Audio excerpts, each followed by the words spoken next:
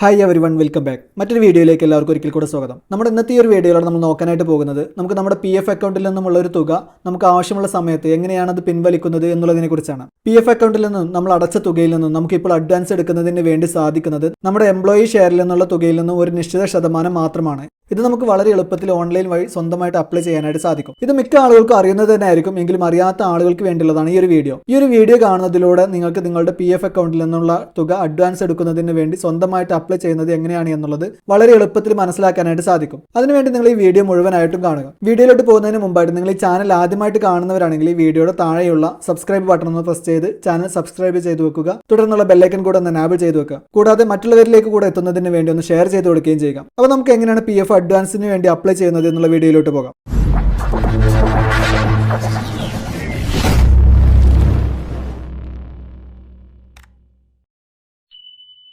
അപ്പോൾ നമ്മുടെ PFൽ നിന്ന് നമ്മൾ അഡ്വാൻസ് എടുക്കുന്നതിന് വേണ്ടി അപ്ലൈ ചെയ്യുന്നതിനായിട്ട് PF മെമ്പർ ഹോം പേജ് വഴിയാണ് അപ്ലൈ ചെയ്യേണ്ടത്. അപ്പോൾ അതിന് വേണ്ടി ആദ്യം നമ്മുടെ ബ്രൗസർ ഒന്ന് ഓപ്പൺ ചെയ്ത് കൊടുക്കുക. അതിനുശേഷം ഇവിടെ സെർച്ച് ബാറിൽ PF മെമ്പർ ഹോം എന്ന് ടൈപ്പ് ചെയ്ത് ശേഷം ഒന്ന് സെർച്ച് ചെയ്ത് കൊടുക്കുക. സൈറ്റ് ഓപ്പൺ ചെയ്യുന്നതിന് ആവശ്യമായിട്ടുള്ള ലിങ്ക് ഞാനിവിടെ ഡിസ്ക്രിപ്ഷൻ ബോക്സിലും അതുപോലെ തന്നെ കമൻറ്റ് ബോക്സിലും കൊടുത്തിട്ടുണ്ട്. അപ്പോൾ ആവശ്യമുള്ളവർക്ക് ആ ഒരു ലിങ്ക് വഴി ഡയറക്റ്റ് ആയിട്ട് ഈ ഒരു സൈറ്റിലേക്ക് എൻ്റർ ചെയ്യാവുന്നതാണ്.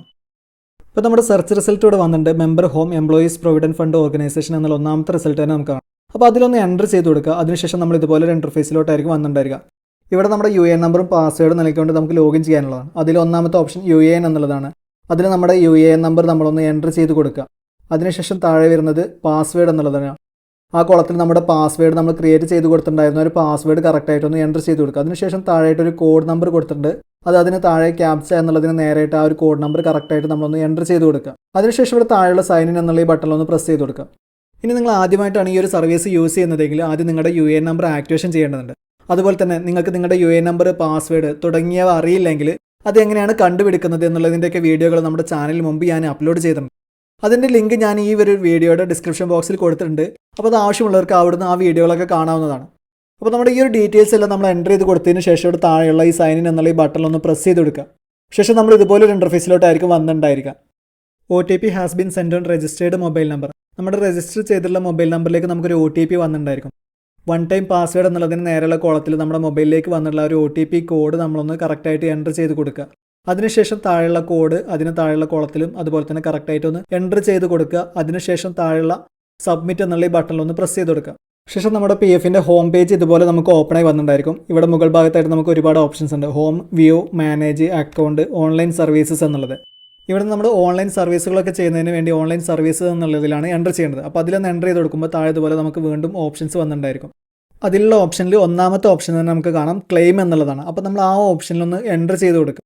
ശേഷം നമ്മൾ ഇതുപോലെ ഒരു ഇൻ്റർഫേസിലോട്ട് വന്നിട്ടുണ്ടായിരിക്കും. ഇവിടെ നമ്മുടെ അക്കൗണ്ട് നമ്പർ വെരിഫൈ ചെയ്യാനാണ്. ബാങ്ക് അക്കൗണ്ട് നമ്പർ എന്നുള്ളതിൽ നമ്മുടെ ബാങ്ക് അക്കൗണ്ട് നമ്പർ കറക്റ്റായിട്ട് നമ്മൾ എൻ്റർ ചെയ്ത് കൊടുക്കുക. അതിലവിടെ കൊടുത്തിട്ടുണ്ട് ആ സീഡഡ് അഗേൻസ്റ്റ് UAN എന്നുള്ളത്. അപ്പോൾ നമ്മുടെ UAN നമ്പറിന് അഗേൻസ്റ്റ് ആയിട്ട് നമ്മൾ കൊടുത്തിട്ടുണ്ടായിരുന്ന അതേ ബാങ്ക് അക്കൗണ്ട് നമ്പർ തന്നെയാണ് നമ്മൾ എൻ്റർ ചെയ്ത് കൊടുക്കേണ്ടത്. അപ്പോൾ ആ ഒരു ബാങ്ക് അക്കൗണ്ട് നമ്പർ നമ്മൾ കറക്റ്റായിട്ടൊന്ന് എൻ്റർ ചെയ്ത് കൊടുക്കുക. അതിനുശേഷം ഇവിടെ നേരെയുള്ള വെരിഫൈ എന്നുള്ള ഈ ബട്ടണിലൊന്ന് പ്രസ് ചെയ്ത് കൊടുക്കുക.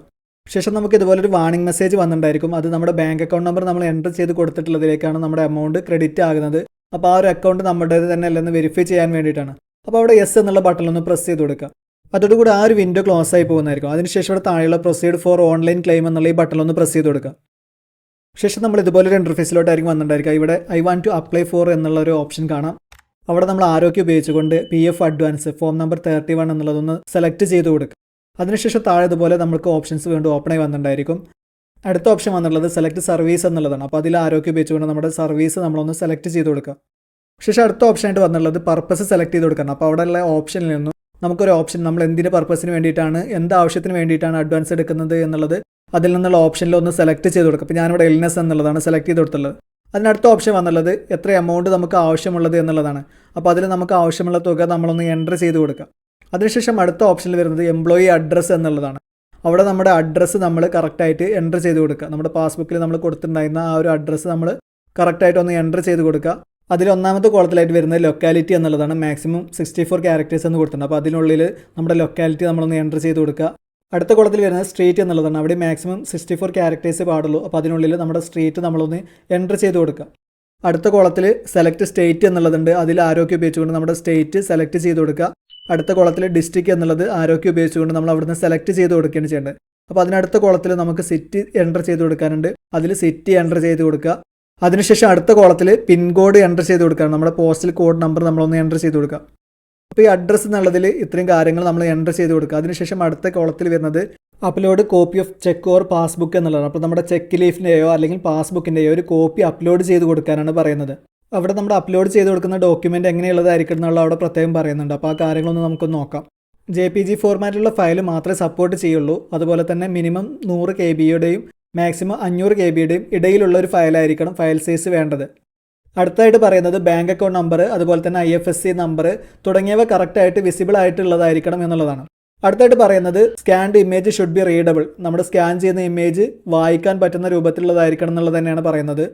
അടുത്തായിട്ട് പറയുന്നത് നമ്മൾ അപ്ലോഡ് ചെയ്ത് കൊടുക്കുന്ന ഇമേജ് റീഡ് ചെയ്യാൻ പറ്റുന്നില്ല എന്നുണ്ടെങ്കിൽ നമ്മുടെ ക്ലെയിം റിജക്റ്റ് ചെയ്യും എന്നുള്ളതാണ്.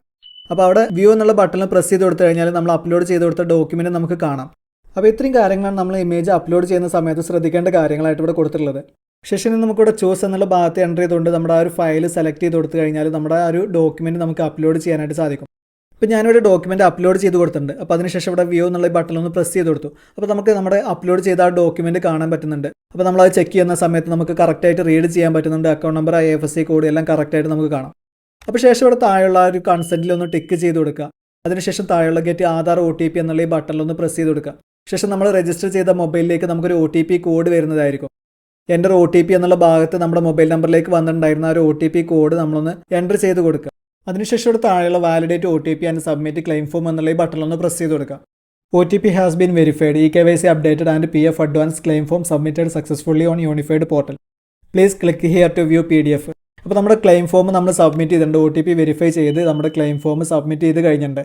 നമ്മൾ സബ്മിറ്റ് ചെയ്ത ക്ലെയിം ഫോം നമുക്ക് കാണുന്നതിന് വേണ്ടി ആ ഭാഗത്തുനിന്ന് ക്ലിക്ക് ചെയ്ത് കൊടുക്കാനാണ് പറയുന്നത്. അപ്പോൾ അവിടെ നിന്ന് എൻ്റർ ചെയ്ത് കൊടുത്തു കഴിഞ്ഞാൽ നമ്മൾ സബ്മിറ്റ് ചെയ്ത ആ ഒരു ക്ലെയിം ഫോം നമുക്ക് PDF രൂപത്തിൽ അവിടെ നിന്ന് കാണാം. ഇപ്പോൾ ഞാനിവിടെ എൻ്റർ ചെയ്ത് കൊടുത്തിട്ടുണ്ട്. അപ്പോൾ നമ്മുടെ ക്ലെയിം ഫോം നമുക്ക് ഇതുപോലെ കാണാനായിട്ട് സാധിക്കും. ഇനി നമുക്ക് ആ ഒരു ക്ലെയിം ഫോം അവിടുന്ന് ഡൗൺലോഡ് ചെയ്യാനൊക്കെ ആയിട്ട് സാധിക്കുന്നതാണ്. അപ്പോൾ ഇതോടുകൂടി PF അഡ്വാൻസിന് വേണ്ടിയുള്ള ആപ്ലിക്കേഷൻ നമ്മൾ സബ്മിറ്റ് ചെയ്ത് കഴിഞ്ഞു. നമ്മൾ അപ്ലൈ ചെയ്ത് കഴിഞ്ഞ് 3 ദിവസത്തിന് ശേഷം 15 ദിവസത്തിന് ഇടയിലായിട്ട് അഡ്വാൻസ് എമൗണ്ട് നമ്മുടെ ബാങ്ക് അക്കൗണ്ടിലോട്ട് ക്രെഡിറ്റ് ആകുന്നതായിരിക്കും. നമ്മൾ ക്ലെയിം സ്റ്റാറ്റസ് ചെക്ക് ചെയ്യുന്ന സമയത്ത് ക്ലെയിം സെറ്റിൽഡ് എന്ന് കാണിച്ച് നെക്സ്റ്റ് വർക്കിംഗ് ഡേയിലാണ് നമ്മുടെ ബാങ്ക് അക്കൗണ്ടിൽ ക്യാഷ് ക്രെഡിറ്റ് ആകുന്നത്. ഈ ഒരു വീഡിയോ കാണുന്നതിലൂടെ ഏതൊരാൾക്കും അവരുടെ PFൽ നിന്നുള്ള എമൗണ്ട് എടുക്കുന്നതിന് വേണ്ടി എങ്ങനെ സ്വന്തമായിട്ട് അപ്ലൈ ചെയ്യാം എന്നുള്ളത് മനസ്സിലായിട്ടുണ്ടാകും. PF അഡ്വാൻസിന് വേണ്ടി അപ്ലൈ ചെയ്യുന്ന ഈ ഒരു വീഡിയോ നിങ്ങൾക്ക് ഉപകാരപ്രദമായി എന്ന് കരുതുന്നു. വീഡിയോ ഇഷ്ടപ്പെട്ടുവെങ്കിൽ ലൈക്ക് ചെയ്യുക. അതുപോലെ തന്നെ മറ്റുള്ളവർക്ക് കൂടെ ഉപകാരപ്പെടുന്നതിന് വേണ്ടി ഒന്ന് ഷെയർ ചെയ്ത് കൊടുക്കുകയും ചെയ്യുക. നിങ്ങൾ ഈ ചാനൽ ഇനിയും സബ്സ്ക്രൈബ് ചെയ്തില്ലെങ്കിൽ ഇപ്പോൾ തന്നെ ഈ വീഡിയോയുടെ താഴെയുള്ള സബ്സ്ക്രൈബ് ബട്ടൺ ഒന്ന് പ്രസ് ചെയ്ത് ചാനൽ സബ്സ്ക്രൈബ് ചെയ്ത് വെക്കുക. തുടർന്നുള്ള ബെല്ലൈക്കൻ കൂടെ ഒന്ന് എനാബിൾ ചെയ്ത് വെക്കുക. ഉപകാരപ്രദമായ മറ്റൊരു വീഡിയോയുമായി വീണ്ടും വരാം.